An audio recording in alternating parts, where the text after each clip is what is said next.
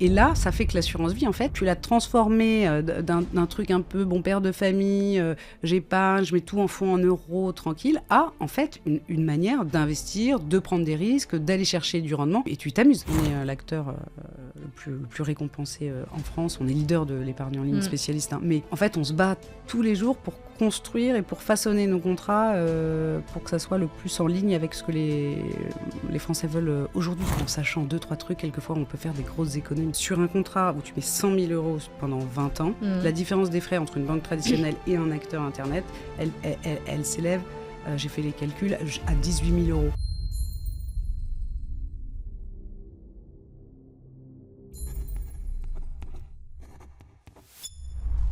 Bonjour Diane. Salut Delphine. Enchantée.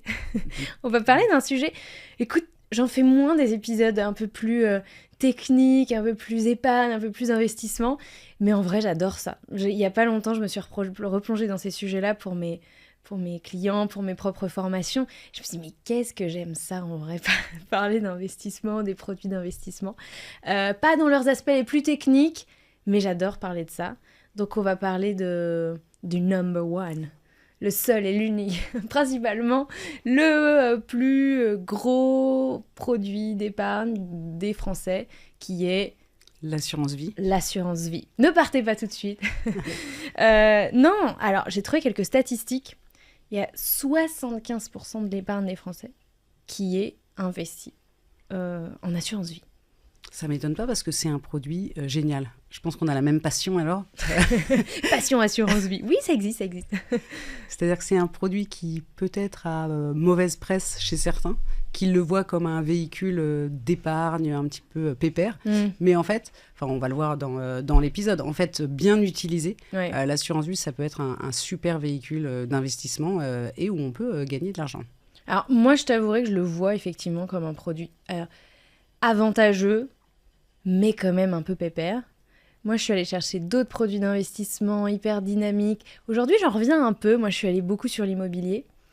J'en reviens un peu parce que j'ai cru un peu aux sirènes. Tu vois, j'ai été aveuglée par les sirènes de l'investissement semi-passif en immobilier. Je me rends compte que c'est pas vrai, quoi. Et du coup, je m'intéresse de plus en plus effectivement à d'autres supports en me disant comment est-ce qu'on peut aller chercher des choses qui sont peut-être sur lesquelles je suis passée à côté à un moment de ma vie où j'étais plus intéressée par l'immobilier et qui peut-être en font un produit plus intéressant que ce que je l'avais vu par le Ouais, surtout que l'assurance vie, il faut considérer ça comme une enveloppe, c'est-à-dire comme une boîte dans laquelle on va mettre des supports d'investissement.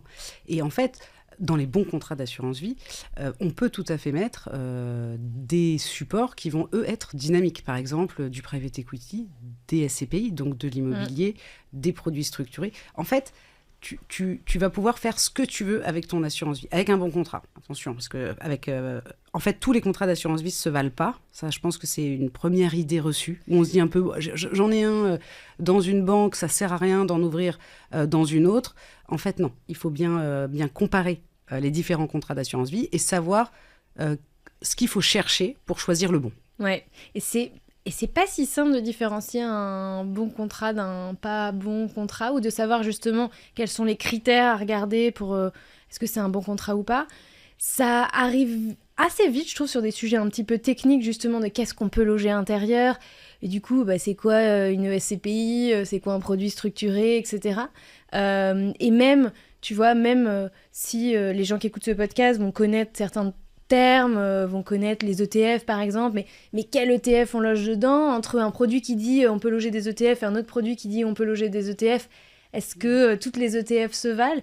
Et je trouve que vite on se heurte à une forme de complexité et c'est ça qui est pas simple, ce qui fait que en fait la majorité, les produits les plus populaires en assurance vie, c'est-à-dire les plus vendus, sont en réalité les produits des banques traditionnelles, des banques traditionnelles, parce que c'est le produit qui est vendu par ton conseiller, quoi. Ouais. Et souvent, on s'est fait tous vendre un contrat d'assurance vie quand on avait entre 15 et 20 ans par un conseiller bancaire. On a tous fait cette erreur. Mais attends, je te coupe parce que c'est pas forcément par un conseiller bancaire. Moi, je me le suis fait vendre par ma famille qui m'a dit « faut prendre date ». Et en fait, alors c'est un bon conseil en soi, sauf que moi, j'ai pris date sur un produit foireux. Et du coup, c'est même pas le banquier. Je peux même pas dire c'est la faute à mon banquier. À l'époque, d'accord, toi, c'est ta famille. Oui, c'est okay. ma famille qui m'a dit non mais Delphine, en plus j'ai une partie de ma famille qui bossait en banque, faut prendre date. Alors ils m'ont pas dit prends ce produit-là, mais effectivement c'était tu vas voir ton banquier, etc. Ouais. Et du coup, mais au final, c'est pas l'erreur de mon entourage, c'est mon erreur, c'est mon défaut d'information et d'éducation sur le sujet.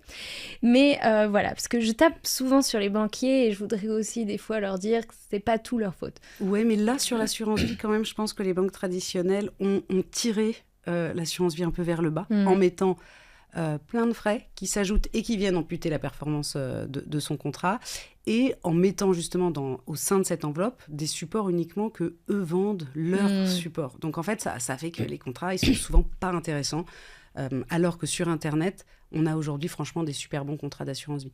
Je pense que les choses à comparer quand tu regardes un contrat d'assurance vie, c'est les frais. Donc les frais, ça va être soit des frais d'entrée, des frais de versement, donc quand tu places ton argent. Idéalement, il ne faut pas qu'il y en ait. Tout contrat avec des frais, en fait, il existe plein de contrats de qualité où il n'y a pas ces frais à l'entrée.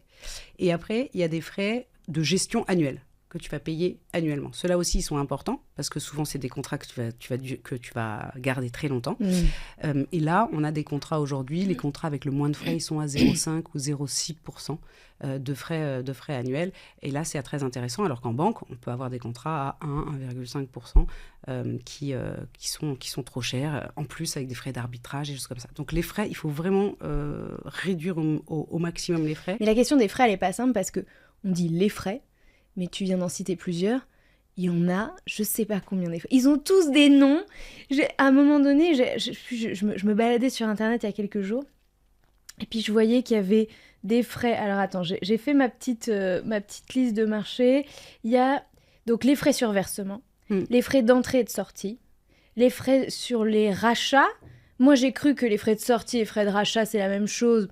Visiblement, il y a des termes qui sont différents. Les frais sur les arbitrages, les frais liés à la gestion pilotée. Et là, j'ai fait... Mais ça va s'arrêter où, cette histoire, en fait? Exactement. Et tous ces frais que tu viens de citer, à part les frais de gestion pilotée, où il y a des gens qui travaillent pour gérer ton argent, et donc c'est normal de les rémunérer, ils doivent être à zéro. Ils doivent être à zéro. Ouais. Et après, il y a une frais de gestion annuelle qui, lui, ne peut pas être à zéro parce qu'il doit rémunérer l'assureur qui garde l'argent et le distributeur. Oui, ça on va en reparler parce que c'est pareil, je trouve qu'il y a une forme d'opacité, sur le marché. Encore une fois, il y a des acteurs qui sont plus ou moins transparents sur le sujet, mais en tout cas, effectivement, il y a des produits où il y a 0 frais de versement, 0 frais d'arbitrage. Moi, à l'époque, le fameux produit que j'ai souscrit en banque, il avait 2% de frais. Alors, c'était 4% de frais sur versement. Et dû à mon jeune âge, quand j'ouvrais un contrat avant mes 26 ans, je passais à 2%. Attention, il y avait 50% sur les frais de versement. C'était vraiment le deal du siècle. Alors que mon rendement, il était inférieur, je crois, pas tout à fait à l'ouverture, mais assez rapidement après l'ouverture, en fait, mes frais sur mon rendement, il était inférieur à mes frais sur versement. Donc littéralement, je perdais de l'argent à chaque fois que j'en mettais sur mon contrat d'assurance. C'est vrai qu'avec 4% de frais à l'entrée, c'est pas possible, en fait. C'est quoi la moyenne que pratiquent les banques traditionnelles sur ces frais-là? Les frais de versement, il y en a souvent sur les contrats traditionnels. Ça peut être entre 1 et 3. Ok. Chez les banques traditionnelles. Mais maintenant, sur Internet, plus personne ne fait des frais sur versement. Oui, mais comme on le disait, en fait, je sais pas c'est quoi, mais 70-80% des contrats qui sont souscrits dans des banques traditionnelles, en fait. Parce qu'ils sont souscrits il y a longtemps. Donc la plupart des gens qui nous écoutent, qui n'ont pas ouvert une assurance vie récemment ou qui l'ont fait auprès de leur banque parce que c'est pour tout un tas de raisons, en réalité ont probablement ces contrats qui sont bardés de frais. Exactement. Ils ont intérêt à changer et à ouvrir une nouvelle assurance vie. Parce que c'est pas parce qu'on a fait une erreur une fois qu'il faut persévérer en fait dans cette erreur. C'est pas grave, tout le monde a ouvert une assurance vie dans une banque et maintenant il faut ouvrir une nouvelle assurance vie, tester. Il y a des minimums qui sont très faibles sur Internet. On peut ouvrir une assurance vie à partir de 100, 200 euros.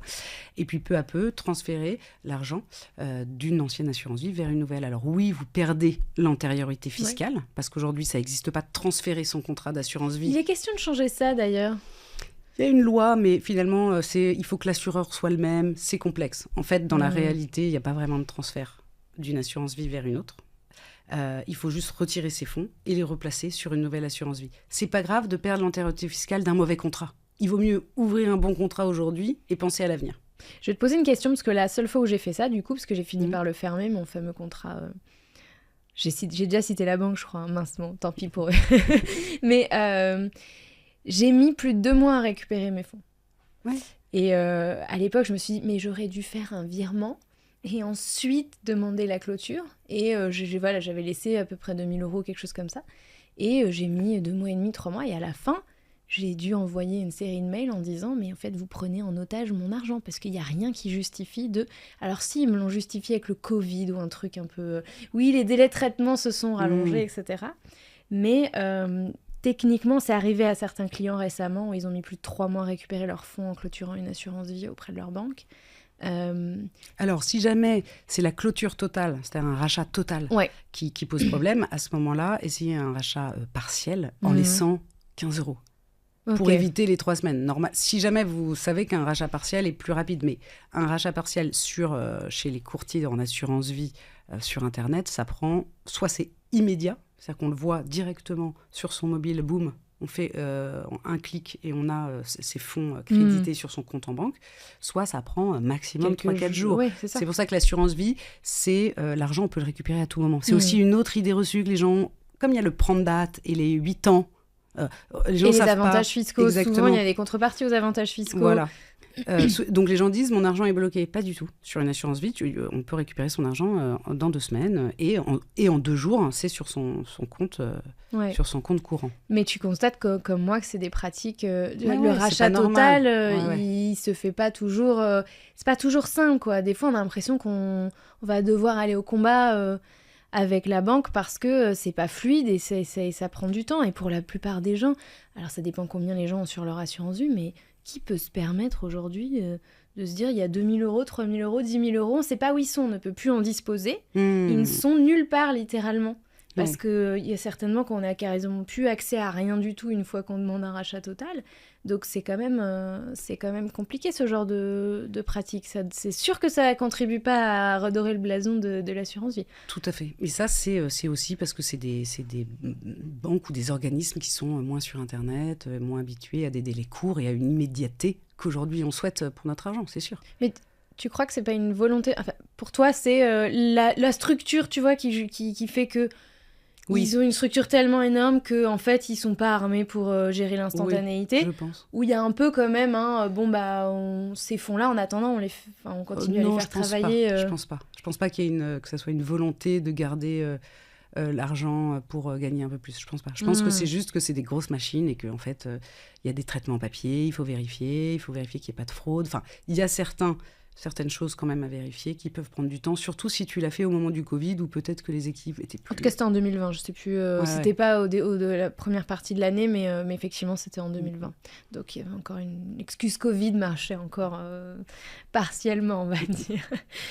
Donc, 0 frais sur ce qu'on a listé là. Voilà, sur les versements, frais d'entrée et frais d'arbitrage. Ouais. 0. Alors, tu peux nous rappeler ce que c'est que les frais d'arbitrage ? Oui, c'est quand en fait... donc, j'ai déjà dit, donc l'assurance vie, c'est une enveloppe dans laquelle on va investir plusieurs supports.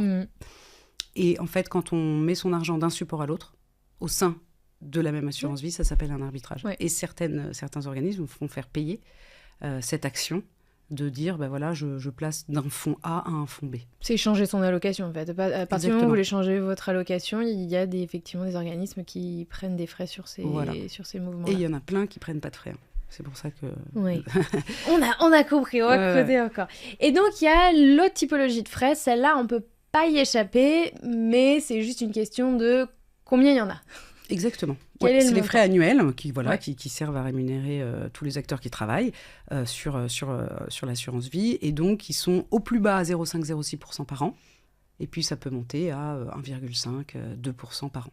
Voilà. Mais même ça, il y a 0,5, il y a ce type de frais de gestion. Donc ça, par exemple, dans votre cas, ça va rémunérer l'INCSEA. Et l'assureur. Et après, il y a les frais de gestion du fonds. Oui. Donc ça, c'est j'ai placé mon produit sur le fonds ABCD Rothschild, EYF Carmignac, voilà. Et donc, ABCD Rothschild va lui prélever aussi des frais de gestion. Carmignac va aussi prélever des frais de gestion sur lesquels il y a une rétrocession auprès de Lynxea.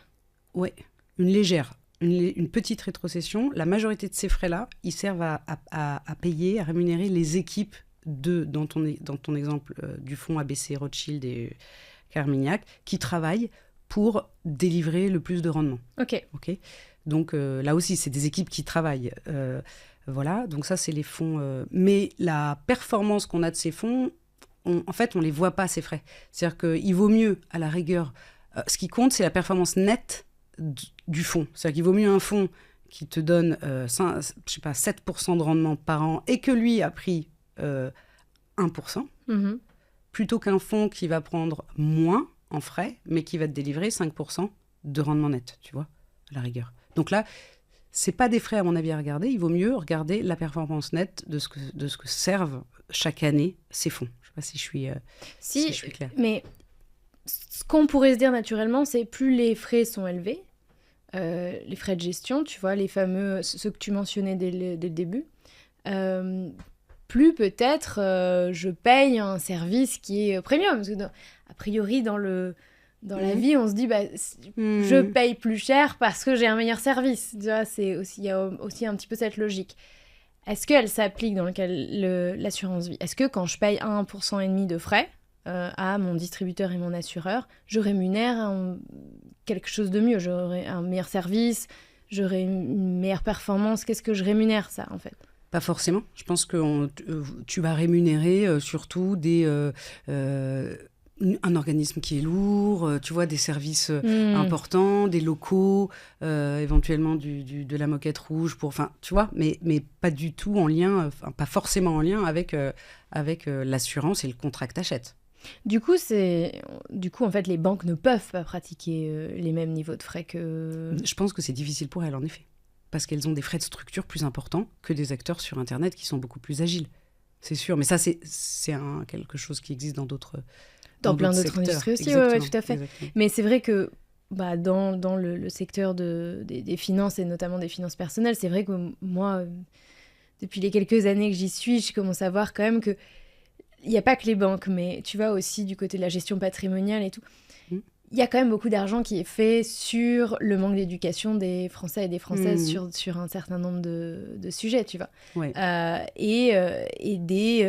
De la gestion avec frais, tu vois, les CGP aussi. Alors, je pense que c'est bien pire que l'assurance vie. J'ai fait des épisodes là-dessus, mais c'est des professionnels du secteur qui n'ont pas forcément bonne presse parce qu'effectivement, ils font partie de ceux qui vendent, enfin, qui délivrent ou qui conseillent sur des produits qui sont loin d'être les meilleurs produits du marché, justement parce qu'ils ont des frais.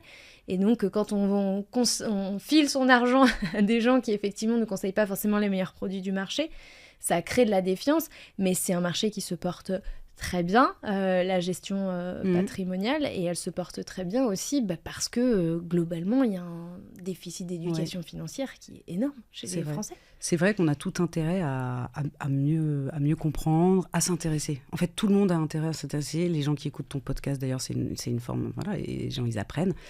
Parce que en sachant 2-3 trucs, quelquefois, on peut faire des grosses économies. Par exemple, ces frais, si tu prends... et après, peut-être qu'on passera à d'autres choses, mais sur un contrat où tu mets 100 000 euros pendant 20 ans, la différence des frais entre une banque traditionnelle et un acteur Internet, elle s'élève, j'ai fait les calculs, à 18 000 euros. C'est énorme, c'est 18% du montant placé. Sur à 20 performance. Ans. Exactement. Et à performance égale, niveau de risque égal. Ouais. Effectivement, là, on est juste sur la différence des frais. Donc, en fonction des contrats, ça peut aller de... peut-être 1, 2, 3% même d'écart, en fait, 3 points d'écart entre des structures de frais sur des acteurs comme Lynxea. Et quand c'est année après année, après année, après année, en fait, ça impacte beaucoup. Donc, c'est vrai que c'est un choix important à faire au début. Voilà.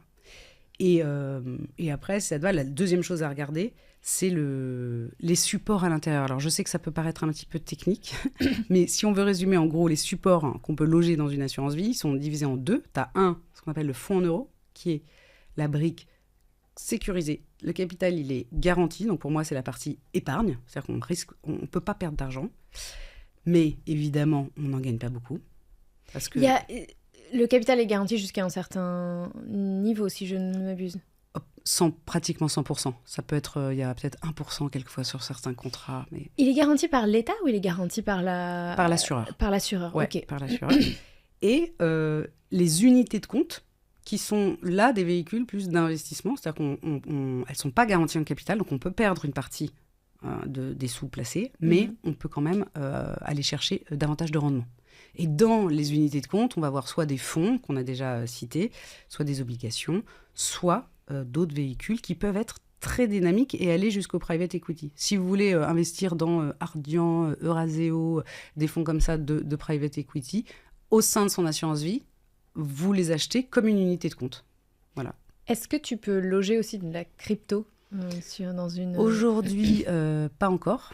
Mais ça va arriver sans doute. En tout cas, nous, on attend ça avec impatience. Mais ça doit être... aux États-Unis, en fait, ça a commencé. Et puis, on attend les autorisations européennes. Ok, d'accord, pour pouvoir... parce que c'est deux mondes assez parallèles qui communiquent pas encore énormément. Non, pas énormément. Mais il y a un attrait quand même des Français pour la crypto. Et c'est vrai que cette enveloppe d'assurance vie... Pour accueillir des cryptos, pourquoi pas, c'est intéressant. En tout cas, ce qu'on voit, c'est que maintenant qu'on peut mettre du private equity, de l'immobilier, des produits structurés, toute forme d'unité de compte assez dynamique, pourquoi pas de la crypto. Il y a plus... Et là, ça fait que l'assurance vie, en fait, tu l'as transformé d'un truc un peu bon père de famille, j'épargne, je mets tout en fonds en euros, tranquille, à en fait une manière d'investir, de prendre des risques, d'aller chercher du rendement, et tu t'amuses. Franchement, c'est super sympa, t'arbitres entre un support là, il y a des opportunités parce qu'il y a des nouvelles SCPI qui se lancent tout le temps, il y a des nouveaux produits structurés, il y a des nouveaux fonds de private equity qui sortent, et tu peux là aller chercher, t'amuser, connaître. C'est vrai qu'il faut connaître. Mais il y a des super blogs, il y a des podcasts comme le tien, il y a plein de lectures sur Internet. C'est beaucoup plus facile qu'avant de se documenter et de s'intéresser à ces sujets aujourd'hui quand même. Après, tu vois, alors j'allais partir sur un autre sujet, mais je trouve qu'il est intéressant. Justement, c'est quel produit est intéressant et quel produit loger. Ce qui est compliqué mais même pour moi en fait, parce que tu vois, c'est pas un support que j'ai beaucoup investi, moi, la bourse.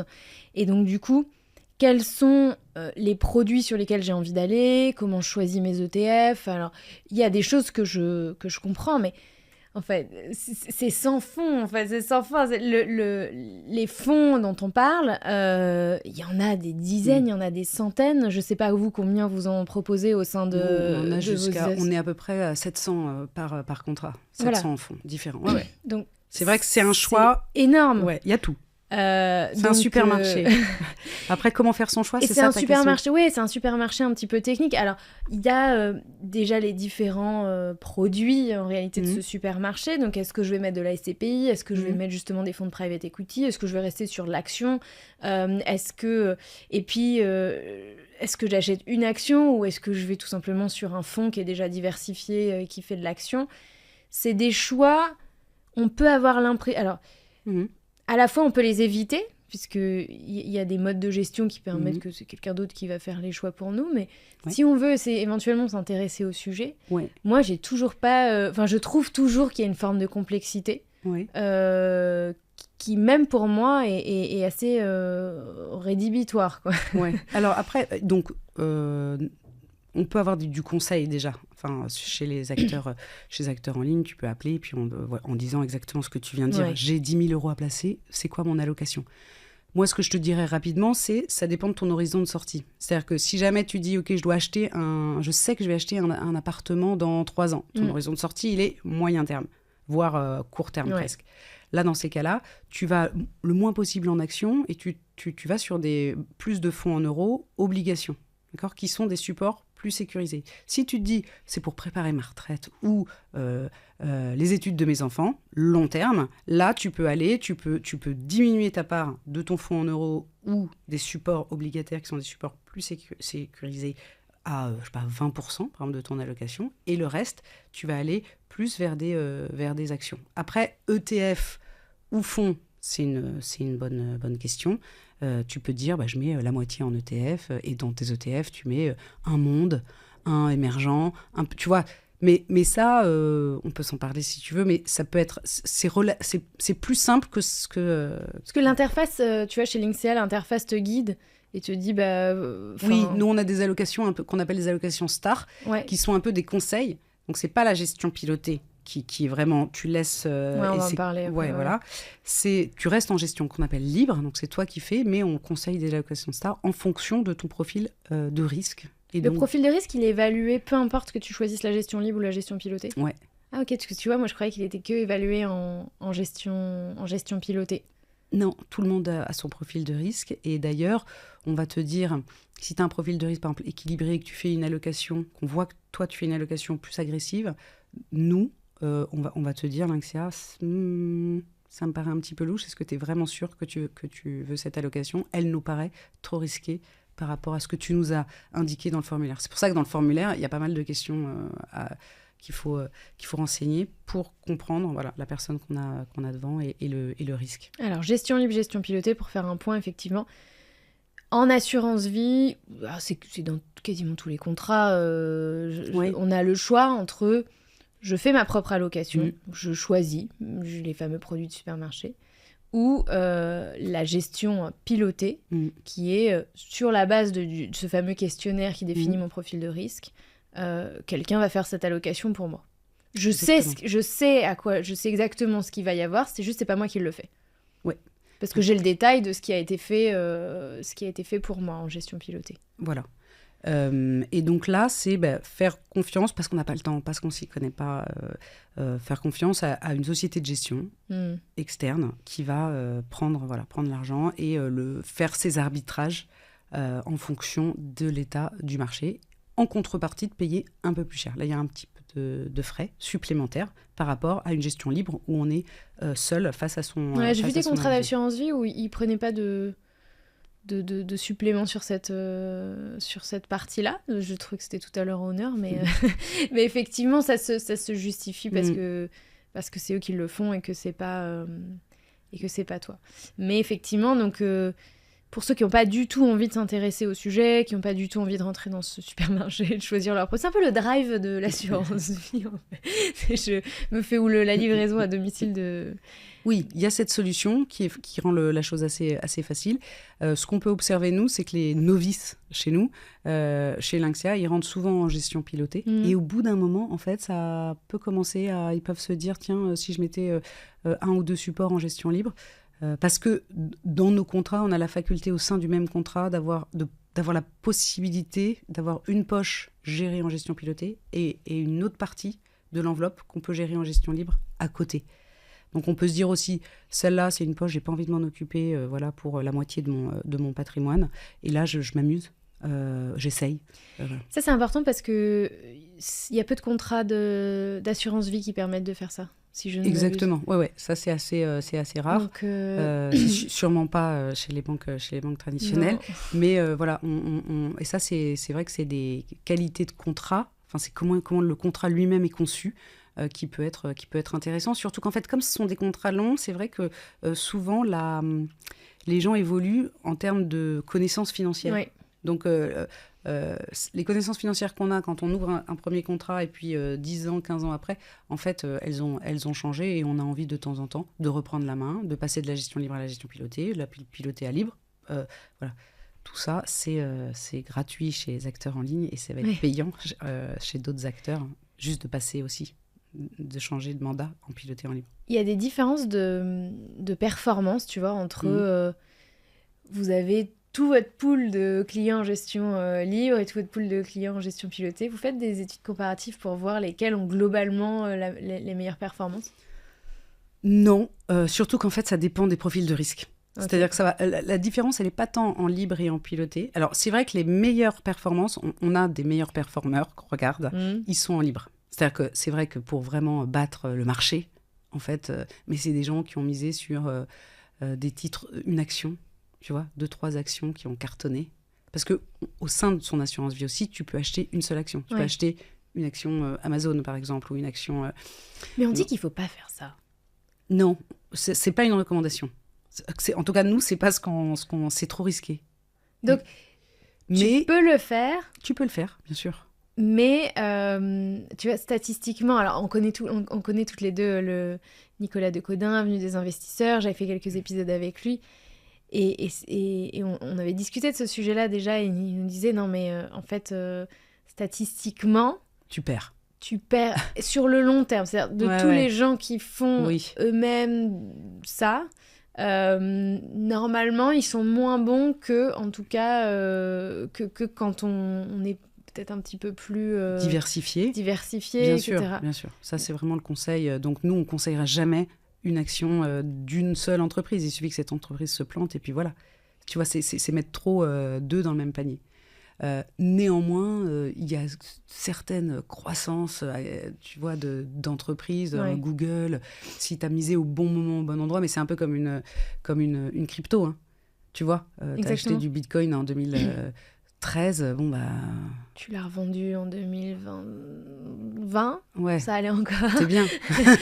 Mais bon, c'est risqué, tu vois, donc c'est pas un conseil qu'on peut donner pour bien gérer son patrimoine. Oui, c'est-à-dire qu'on va être sur le coup de chance. Et tout le monde peut faire un bon coup, en fait, sur les marchés financiers. Un peu comme on peut tous faire un bon coup au casino. Ouais. En fait, ça peut tous nous arriver d'acheter au bon moment et de sortir au bon moment. En immobilier aussi, d'ailleurs, ça peut tous nous arriver. On ne l'avait pas prévu et puis on achète finalement notre RP et elle va prendre... on va faire une belle petite plus-value dans un quartier qui était moyen, qui devient... Exactement, 20, 30, 50%. On dit waouh. Mais d'ailleurs, je me rends de plus en plus compte que les gens qui se sont... la plus-value en immobilier, c'est vraiment un booster d'enrichissement pour beaucoup de gens et c'est souvent arrivé un petit peu au hasard. C'est pas quelque chose qui... Ça n'a pas été stratégique, mais effectivement, le marché à cet endroit-là, sur ce bien-là, où il a été bien rénové ou quelque chose comme ça. Et donc, on peut tous faire un coup aussi en bourse et ça donne un petit peu ce sentiment, des fois, faussement... moi, je l'ai fait. Voilà, ouais. En fait, c'est un peu crise où ça te donne le sentiment d'être bon. Là où il faut avoir l'humilité de reconnaître que ça peut juste être qu'un coup de chance, quoi. Oui. Et puis je pense qu'en gestion financière, il faut méthode. On n'est pas dans du trading. C'est-à-dire qu'en fait, c'est vrai que l'assurance vie, c'est pas un bon véhicule pour trader, pour acheter au plus bas, vendre au plus haut. Les délais sont un petit peu plus longs qu'avec un compte titre donc en fait, il faut pas utiliser cette enveloppe si vraiment l'objectif est du trading. En revanche, c'est quand même un support où on peut mettre une action. Si on a envie d'acheter une action particulière, on peut au sein de son allocation. Voilà. Moi, je me posais une question.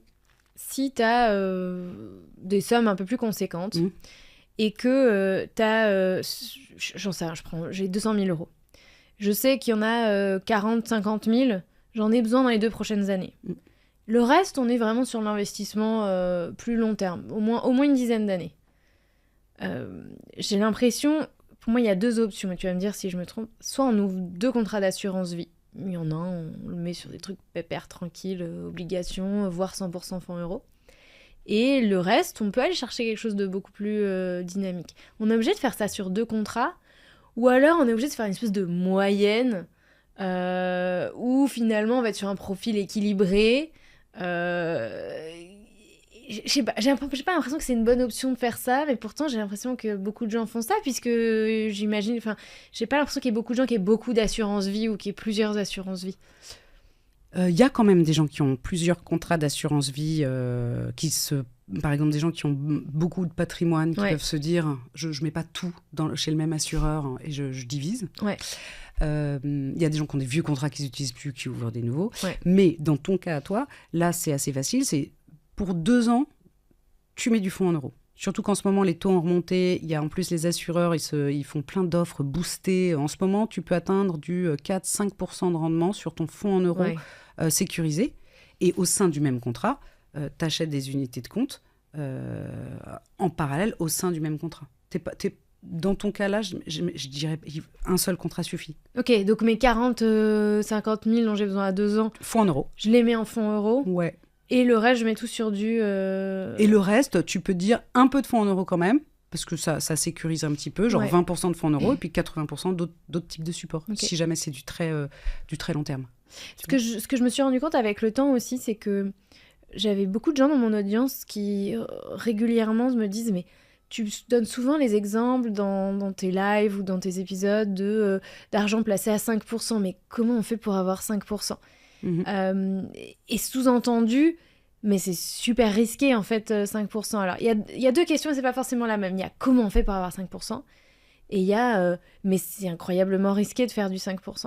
Et je pense que les gens, encore une fois, par manque d'éducation sur ces sujets-là, n'ont pas forcément compris qu'on peut avoir tout type de rendement avec un même produit. Ce qui est pas... c'est vrai. Tu vois, en immobilier... oui, tu as un rendement, un produit. J'ai un rendement, quoi. Ouais. Après, ce qui peut varier si je fais en fonction du type d'exploitation, éventuellement, mais si je fais un locatif classique avec des locataires en meublé, bon, bah, mon rendement, a priori, il va pas beaucoup bouger avec le temps. Ce qui est pas du tout le cas avec des marchés financiers. C'est vrai, et notamment avec l'assurance vie, où ton argent va être placé sur différents supports qui ont des rendements très différents. Exactement. Donc, en effet, la rentabilité d'une assurance vie, c'est lié à ce que tu mets à l'intérieur. Et c'est pas intrinsèque au contrat. Et non, je pense que c'est pas intuitif pour tous les Français de comprendre que c'est pas l'assurance vie ou le contrat qui te donne ton rendement, non. Mais c'est ce que tu mets dedans. Donc, c'est ton choix, en fait. Entre Isabelle et Jacques qui vont avoir le même contrat chez Lynxea, et potentiellement même le même profil de risque, ils peuvent ne pas avoir le même rendement. Oui, tout à fait. Sauf si les deux ont pris le même profil de risque sur la gestion pilotée. Mais en gestion libre, ils auront c'est sûr qu'ils auront un rendement différent même. Parce qu'ils n'ont pas mis la même allocation. Et sur les 700 supports, autant te dire que jamais tu as la même allocation que ton voisin.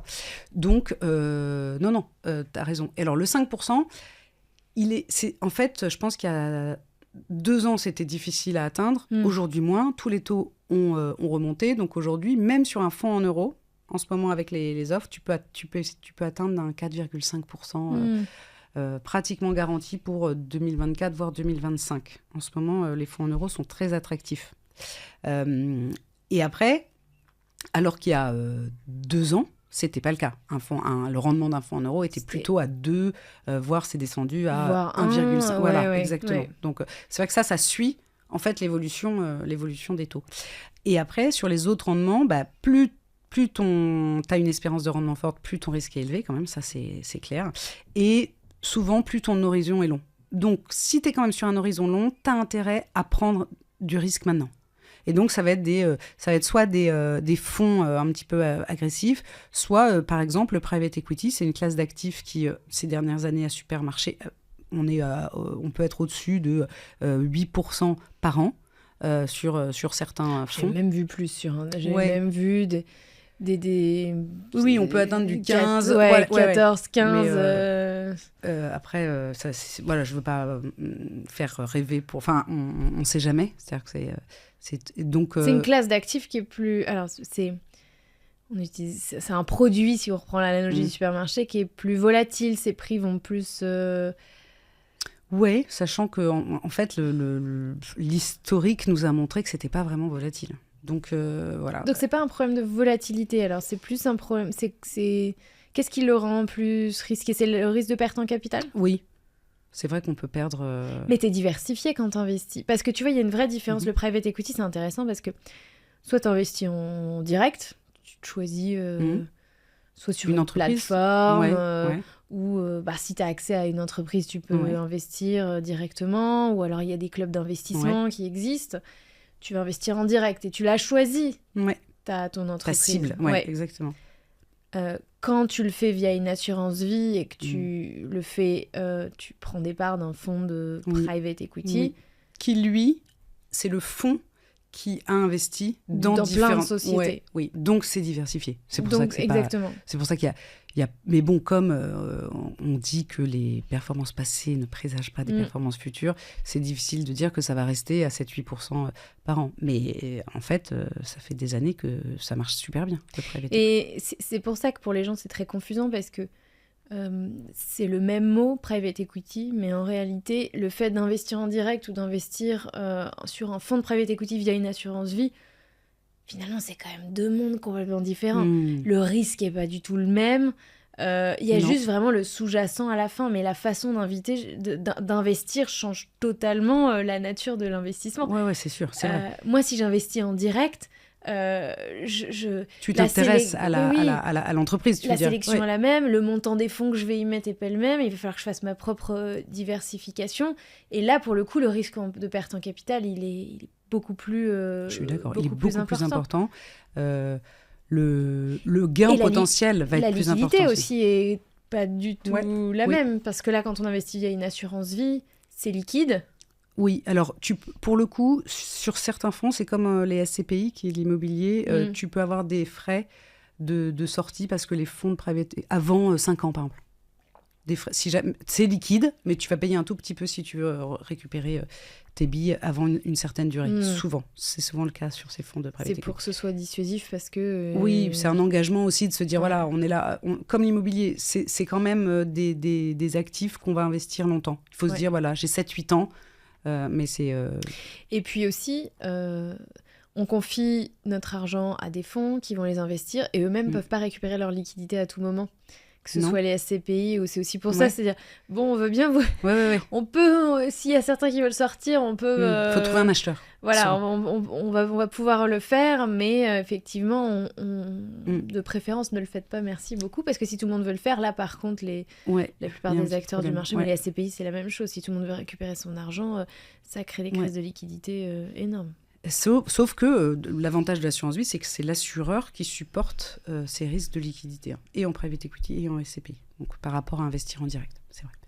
Donc ça, c'est aussi une des forces de l'assurance vie. Après, faire un x2, x3, avoir 100% par exemple de rendement, on l'aura plus sur un coup si tu vas directement miser dans une entreprise plutôt que via une assurance vie. C'est-à-dire qu'en fait, ton rendement peut être aussi bien plus fort si tu investis directement dans une entreprise. Si tu investis... Mais c'est toujours le problème de trouver le bon cheval. Même les investisseurs professionnels en private equity te disent... C'est difficile. Non, mais des champions, entre guillemets, qui vont au moins faire x10. Ils en ont moins de 1 sur 10. C'est moins de 1 investissement sur 10. Donc... Encore une fois, personne à l'abri d'un coup de chance. On peut avoir un coup de chance en private equity. Le gars qui n'a jamais investi rien d'autre que sur Doctrine récemment ou il y a de nombreuses années sur Facebook, il est super content. Il a fait que ça et il est devenu très riche. Mais c'est de la chance, c'est pas de l'investissement. C'est comme la personne qui a acheté les premières actions au Bitcoin quand elles valaient 3 francs 6 sous. Est-ce que la personne a été visionnaire? Est-ce qu'elle a été bonne investisseuse? Je suis pas sûre. Mais par contre, elle a su prendre un risque et un peu comme et puis ça a marché. Ça a marché, quoi. Donc, le coup de bol. Est-ce qu'il y a un cas dans lequel c'est intéressant de détenir plusieurs bons contrats d'assurance vie? Vous, par exemple, vous en proposez 4 différents. Je t'avouerai que c'est pas facile de comprendre la différence entre les 4. Je me demande quel est l'intérêt d'en avoir plusieurs, d'en avoir un chez vous.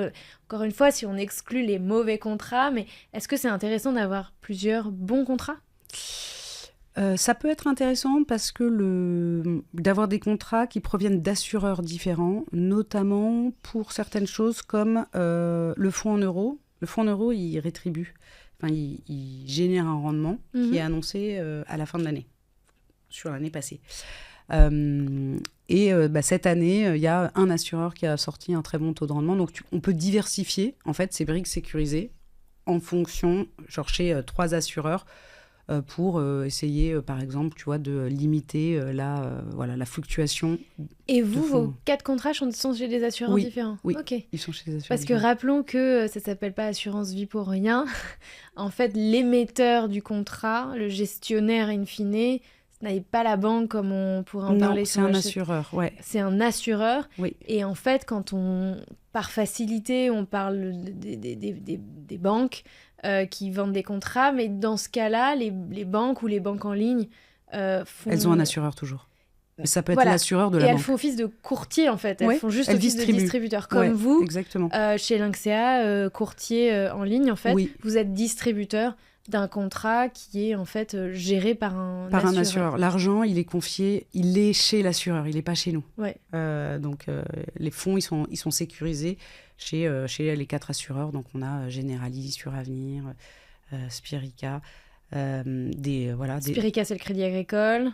Voilà. Generali, c'est Generali. Ouais. Suravenir et... Suravenir, c'est un... Et Apicil. Suravenir et Apicil, c'est des assureurs... Français. C'est des assureurs, okay. ouais. Donc voilà, l'argent, il est confié chez les assureurs et c'est eux, en effet, qui construisent, enfin, on co-construit avec eux les contrats qu'on va distribuer. Un même assureur peut distribuer le même contrat... C'est le courtier ou c'est l'assureur, en fait, qui fabrique ce contrat? C'est-à-dire, un contrat que vous avez fait en partenariat avec Apicil, il peut être aussi distribué par un autre courtier? Ça peut exister. Quelquefois, on distribue le même contrat exactement. Ouais. Et sur certains contrats, on les a co-construits et on les a personnalisés pour nous. On a dit, on veut ça. Okay. Voilà.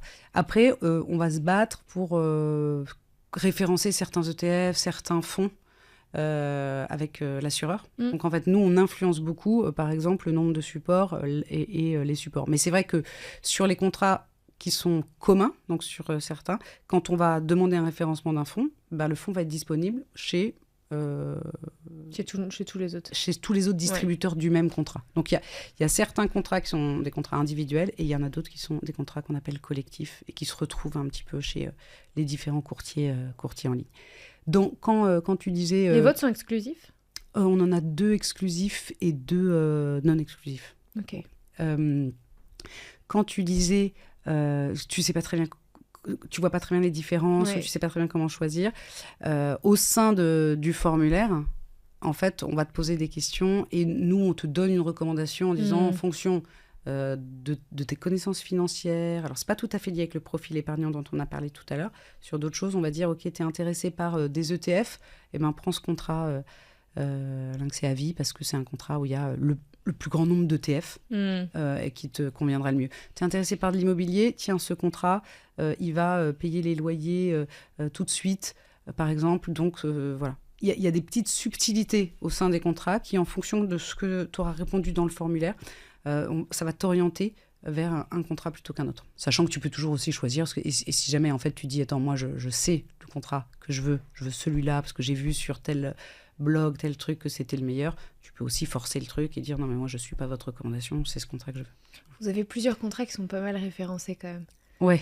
Vous avez dans les classements, je vous retrouve à chaque fois, si c'est pas dans le top 3, dans le top 5, c'est dans le top 10. Vous avez des contrats qui sont bien classés dans les palmarès de contrats d'assurance vie. C'est-à-dire que nous, ouais, tout à fait. On est l'acteur le plus récompensé en France. On est leader de l'épargne en ligne spécialiste. Hein. Mais je pense qu'en fait, on se bat tous les jours pour construire et pour façonner nos contrats pour que ça soit le plus en ligne avec ce que les Français veulent aujourd'hui. Et c'est vrai qu'on est main dans la main avec l'assureur en disant il faudrait ça, tiens, ça serait intéressant, baisser les prix là-dessus. Voilà, on essaye de rendre l'assurance vie attractive et puis de la démocratiser voilà, pour que ça soit plus... vous démocratisez la bonne assurance vie en fait, mais j'allais dire, est-ce que vous arrivez à chatouiller les gros acteurs du marché, tu vois, sur la banque traditionnelle? Est-ce que vous leur faites peur ou vous êtes encore malheureusement trop petit pour leur faire changer leurs pratiques notamment? Je pense qu'ils nous regardent. Ah bah oui. Et puis on a aussi des gens qui travaillent dans ces banques qui achètent des contrats chez nous. Donc on se dit, ah chouette. Ils sont éduqués, c'est cool. Mais oui, je pense que c'est des pratiques... ça aussi, on peut le retrouver dans d'autres industries, mais où les acteurs sur Internet, en fait, vont influencer à terme les acteurs plus traditionnels. Mais je trouve que c'est lent quand même, le mouvement. Parce que on a démocratisé beaucoup... les banques ont beaucoup démocratisé l'accessibilité, l'usage, l'expérience utilisateur. Tu vois, on fait des applis plus accessibles, on met en place le virement instantané. Voilà, c'est facilité-là. On permet aux gens... C'est des trucs bêtes, mais on permet aux gens de gérer eux-mêmes leur plafond de carte, leur plafond de virement. Il y a... Allez... Non, il y a 10 ans, ça n'existait pas. Ça existe depuis 5-6 ans. Tu fais dans les banques en ligne. Je trouve que sur encore une fois, la composition des produits, Il y a eu des évolutions sur plus sociétales, sur on va verdiser, on va greenwasher, on va rendre plus responsables et plus verts nos produits d'épargne. Est-ce que c'est vrai ou est-ce que c'est plus de la com ? Alors ça, c'est encore autre chose, mais ça met pas tant en débat les banques que finalement les labels. Mais j'ai pas l'impression qu'il y ait des choses qui bougent énormément sur la structure même des produits d'épargne, quoi. Non. En tout cas, chez les acteurs traditionnels, ça bouge pas encore. Il y a en revanche pas mal de choses qui bougent sur le web. Il y a des nouveaux acteurs, il y a des... c'est intéressant. Je trouve que c'est un secteur qui, en ce moment, pullule de nouvelles idées, C'est encore un secteur à révolutionner, je dirais. En tout cas, à changer assez fortement. Tu penses à quoi ? Vous, c'est quoi, tu vois, votre marge d'innovation en ce moment sur laquelle vous travaillez, où vous dites on a vraiment envie de faire ça, d'aller dans cette direction, il y a des trucs intéressants là-dessus ? Ça va être... y a pas mal de trucs pour récupérer son argent. Au niveau il y a que les successions se passent bien. Alors ça, c'est le dénouement du contrat quand il y a une transmission. On va avoir pas mal, donc dans l'ESG, etc., il y a des choses à faire. En fait, je pense que la nouveauté, c'est plutôt de se dire, est-ce qu'il faut rentrer par les supports, ou est-ce qu'il faut rentrer par des profils en disant, moi, je suis intéressé par... l'immobilier, 3 trucs, etc. En fait, tu vois, c'est plutôt une approche client qui va être un petit peu différent. Et on va moins parler de produits, mais on va plutôt dire, décris-moi toi qui t'es, et on va te donner, tu vois, ce qu'il te faut. Donc, l'approche est un petit peu en train de changer. Ouais, moi, je suis sceptique par rapport à ça, parce que, tu vois, mon sujet, c'est l'éducation financière. Je vois bien que... finalement, à vouloir guider les gens et à leur dire fais-moi confiance. Ouais. Enfin, c'est un peu le syndrome de Cara et confiance. Je trouve qu'au contraire, le marché a beaucoup joué là-dessus pendant des décennies et des décennies. Tu vois, je prends ma posture d'expert, je suis de ce côté-là du bureau et voilà, c'est complexe, ma bonne dame, mais faites-moi confiance. Je suis d'accord avec toi. En fait, il y a un peu un entre-deux. C'est-à-dire qu'il faut que les gens...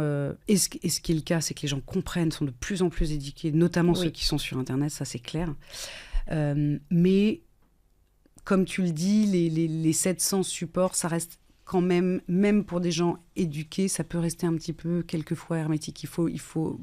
Le conseil, en tout cas, peut être apporté d'une manière différente, sans doute. Mais tu as raison, sans prendre le risque de dire t'as pas besoin d'y connaître, t'as pas besoin de comprendre. Ça, nous, chez Lynxea, c'est pas du tout quelque chose, c'est pas du tout un message qu'on aime. Au contraire.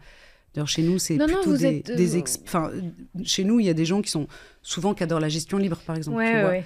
Non, mais je vois que même quand de toute façon, c'est flagrant quand on va sur votre site, il y a un petit peu de technicité quand même. C'est petit peu, ouais. Mais dans tous les acteurs du web dont tu parles, effectivement, moi, je vois ce dilemme permanent et cette schizophrénie entre vulgariser et pas perdre la... C'est-à-dire, il faut nommer les choses. C'est compliqué de... Moi, j'essaye de le faire en tant que formatrice, mais à un moment donné, une unité de compte, c'est une unité de compte. Et c'est pas toujours simple, en fait, de ne pas nommer les choses. Et il y a des acteurs du monde en ligne qui se sont dit, on va pas préciser si c'est une assurance vie, c'est un compte titre. Après tout, on s'en fout. Et ils ont pas tort. Et en même temps, c'est important de savoir ce qu'on achète. Ce qu'on achète. Surtout quand il y a des règles fiscales qui sont derrière. Et que... Donc, il y a la complexité, elle est chez nous, pas chez vous. Les principes de l'expérience utilisateur, les principes du design, de la tech, c'est génial. On va décomplexifier les choses pour vous et on va gérer tout ça en interne. Et je trouve que ça a ses limites, notamment quand on parle d'argent. C'est qu'à un moment donné, c'est réglementé, il faut nommer les choses, il faut appeler un chat.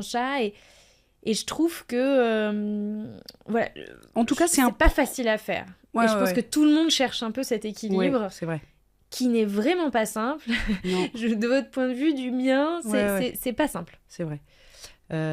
Et souvent, ça peut être ces nouveaux acteurs, mais c'est pas Lynxia, hein, mais les nouveaux acteurs dont tu parles, c'est peut-être éventuellement une première entrée pour vraiment des vrais novices. Puis ensuite, dès que tu commences à t'y connaître, tu vas plutôt sur des plateformes type Lynxia où en effet, on va garder un peu de technicité, ou en tout cas, où on a des gens qui savent un tout petit peu plus de quoi il s'agit, voilà, et ce qu'ils achètent. Lynxia, vous existez depuis quand ? On existe depuis 23 ans maintenant, donc ça fait longtemps. On a été un des pionniers sur Internet au début de l'épargne en ligne. Ouais, mais d'autant que c'était même les débuts de l'Internet. D'Internet, tout court. Oui. Ça n'a pas dû décoller tout de suite. Ça devait pas être simple au début, genre faire confiance à un acteur en ligne alors que la plupart des gens savaient déjà pas ce que c'était que au début, Internet. C'était une petite communauté, mais avec il y avait une bonne vision du fondateur de Freba, de conseils de qualité et d'assurance vie aussi. Et donc, voilà, la petite communauté est devenue de plus en plus grosse. Et aujourd'hui, on a plus de 100 000 personnes, 100 000 clients. Moi, de l'extérieur, j'aimerais bien vous voir aller encore plus en frontal sur le reste du marché. Tu vois. En fait, vous êtes le numéro 1 des alternatives. C'est oui. Tu vois, des courtiers en ligne, mais on l'a dit dans tout l'épisode, il y a vraiment 2 catégories, quoi. Effectivement, il y a le bon contrat, il y a le mauvais contrat. Il y a le bon courtier et le mauvais courtier. Tout le monde aura la référence, je pense. Et du coup, vous êtes un des leaders et un des plus anciens du côté des bons courtiers. Et du coup, c'est une volonté de ne pas aller plus en frontal dans votre communication, de ne pas être plus peut-être un peu militant dans votre approche de l'épargne ? Oui, en tout cas, c'est vrai que c'est une volonté de pas trop prendre en frontal certains acteurs, même si on l'a un petit peu fait pendant ce temps passé ensemble, pour plutôt juste attirer les gens qui sont un petit peu malins, voilà, et qui ont compris ça sans pour autant...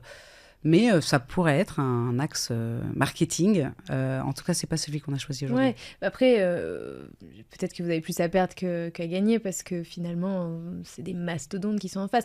Moi, je peux me permettre de le faire. J'ai d'autres confrères qui ont des podcasts aussi sur la finance personnelle. Nous, on peut se permettre de le faire. Mais à un moment donné, il faut dire les choses. Hein.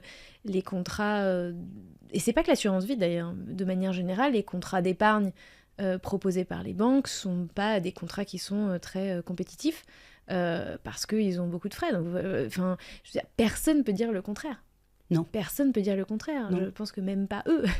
Ouais. Donc, c'est comme ça pour plein de raisons. Et on l'a évoqué, une des raisons, c'est qu'ils n'ont pas du tout les mêmes structures de coûts que vous. Donc, ça justifie que de toute façon, ce soit un petit peu plus cher. Est-ce que ça justifie que ce soit à ce point-là plus cher ? Je sais pas. Mais Après, c'est vrai qu'en termes vraiment de communication, taper sur la concurrence, c'est toujours un risque. Il vaut mieux dire ce qu'on fait de bien, c'est-à-dire nous, on a moins de frais et plus de conseils pour votre épargne, que dire eux, ils ont trop de frais. C'est-à-dire là, on se le dit, mais... en tout cas, c'est pas du tout votre axe de communication principal. Non. Et d'ailleurs, pour des personnes qui pourraient penser... Alors, même moi, je veux bien avoir ta réponse là-dessus. Entre 2 contrats qui offrent la même performance, tu vois, tu prends 2 profils équilibrés dans 2 contrats différents, et il y en a un qui a 2 fois plus de frais que l'autre, est-ce qu'on peut se dire c'est pas grave puisque de toute façon ça offre la même performance ?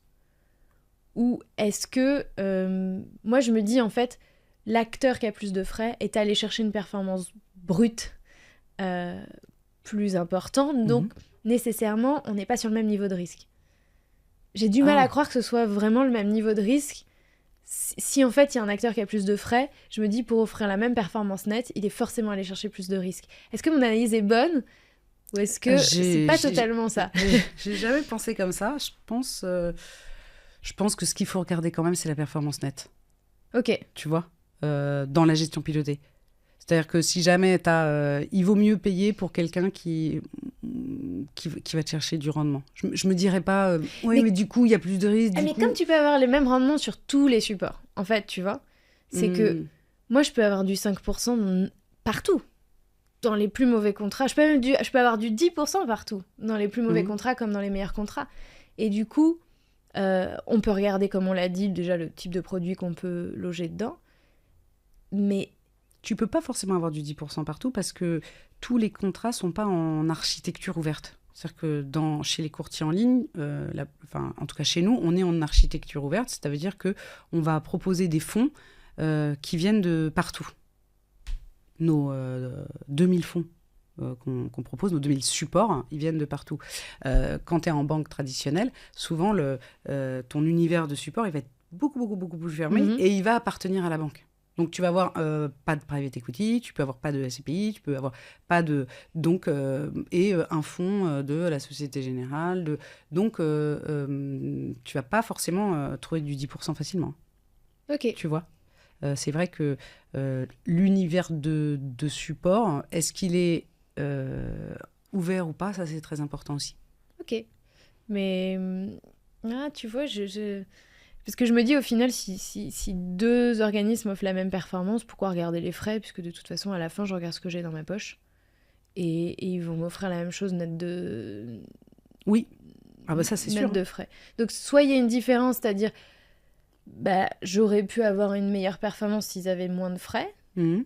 Ça, c'est évident. Mais aussi, je me dis, à partir du moment où ils ont des frais, c'est que leur performance brute était supérieure. Et donc, si la performance brute, elle est supérieure, c'est... Ils ont pris plus de risques avec mon argent. En tout cas, c'est mon analyse, tu vois. Je le vois pas... Ils ont pris plus de risques avec mon argent, ouais. Donc, c'est ce que je me dis. Donc, mais bon, encore une fois, tu vois, c'est pas marrant de discuter avec des professionnels parce que je vois bien que c'est pas forcément... Mon raisonnement peut être un peu alambiqué, peut-être un peu tordu. Non, mais je vais y réfléchir.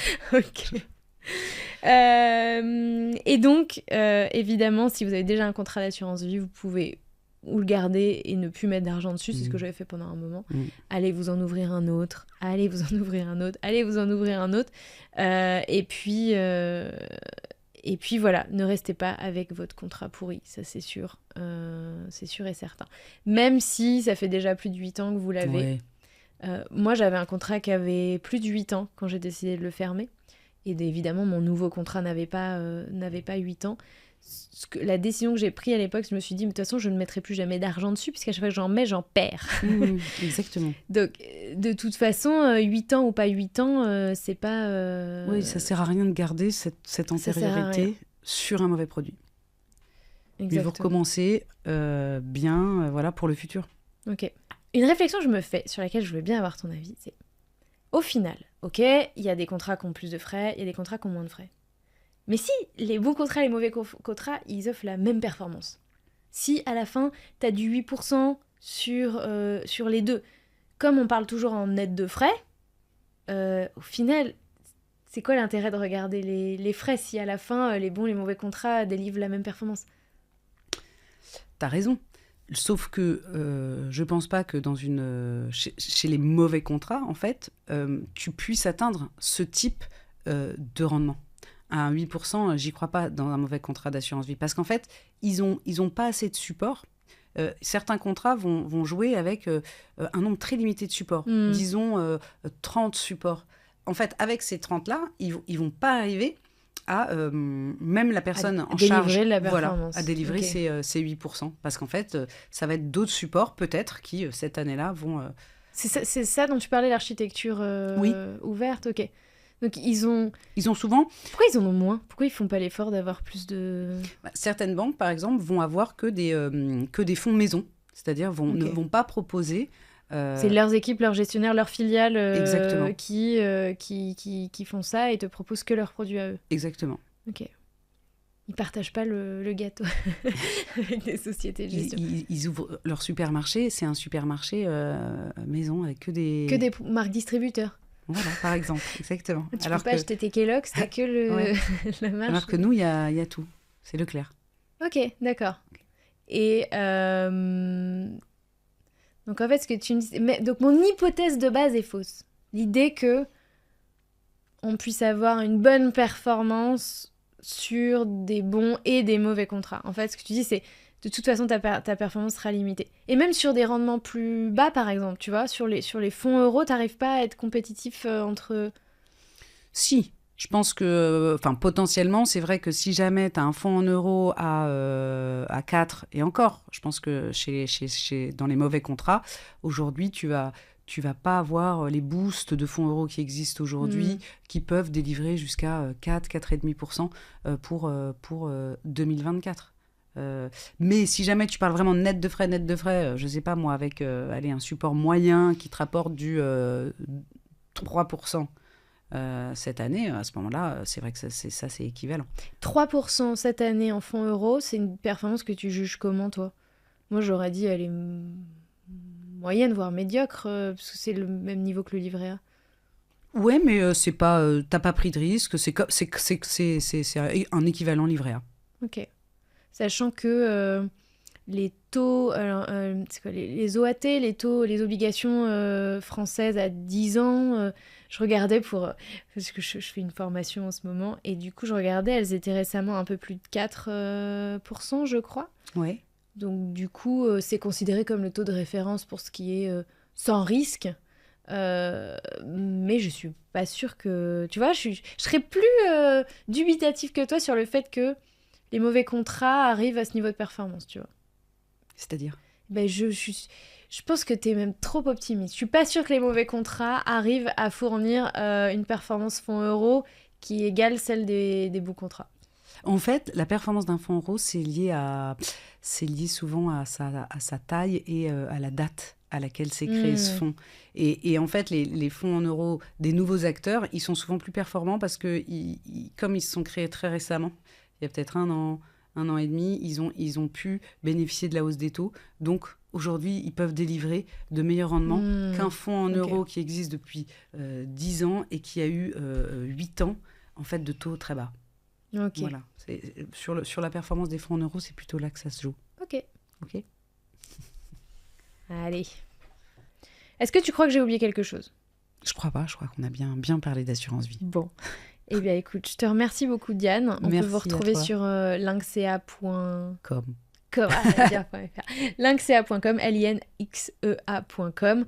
Vous suivez tous les parcours fléchés sur le site, vous remplissez les questionnaires et il y a quelqu'un qui se mettra en relation avec vous ou alors vous le sollicitez parce qu'il y a plein de gens chez Linxea. Vous êtes une centaine quand même, dont une vingtaine ou plus qui sont là pour le conseil. Une vingtaine. Ouais. Une vingtaine de personnes qui sont là pour le conseil. À vous, chers auditeurs et auditrices. Pour toutes les questions, même les plus simples. Ouais, même celles qui vous paraissent les plus bêtes. J'ai posé des questions bêtes aujourd'hui, donc c'est bien que vous avez le droit de les poser vous aussi. Merci beaucoup, Diane. Merci, Delphine.